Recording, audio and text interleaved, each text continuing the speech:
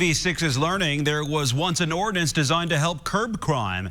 Our Troy Washington is working for you to explain why it didn't last and if legislation is needed to combat the crime trend.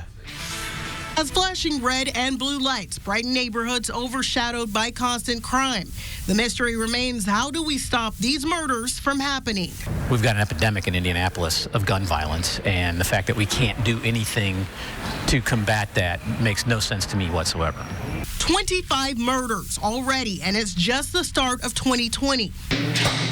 Back in 2015, Kip 2 was a city councilman. He took a look at the crime problem and saw a need for an ordinance to help investigators since so many crimes were being committed with stolen guns.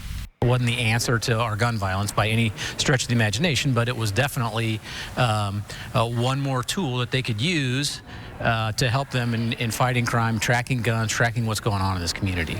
A 2011 state law preempts local governments from regulating firearms and ammunition. The city mayor at the time found the ordinance concerning. The ordinance was vetoed by Mayor Greg Ballard, but would have required gun owners to report their guns stolen within 48 hours of the theft or pay a fine.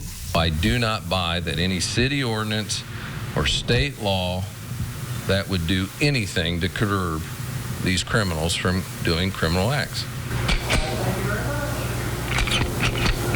Greg Burge runs Beach Grove Firearms. He worked more than 2 decades with IMPD, chasing criminals and putting bad guys behind bars. He doesn't think an ordinance giving gun owners extra responsibility is what's needed to curb crime. I don't see how the two bridge each other to solve anything. Two and Burge might disagree on how to go about slowing down the crime surge, but both agree keeping guns out of the wrong hands is the goal.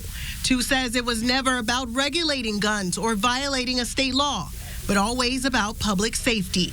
Having talked to current counselors, there's definitely some talk about reviving it and potentially looking at it again. Working for you, Troy Washington, RTV6. And as of right now, the Indianapolis mayor's office says a new ordinance is not on its radar.